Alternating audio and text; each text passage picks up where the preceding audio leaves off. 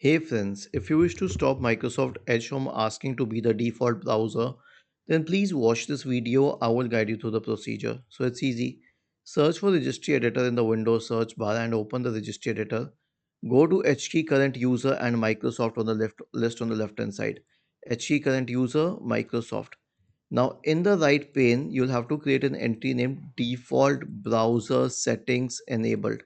Right click on it, new, sorry, right click on it, new dword 32-bit value and name it default browser setting enabled. Now by default the value is 0. Let it be 0. I'll tell you why.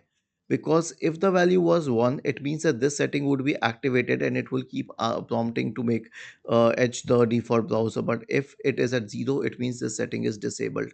Simply restart your computer, right click on the start button, shut down or sign out and restart, and the job will be done.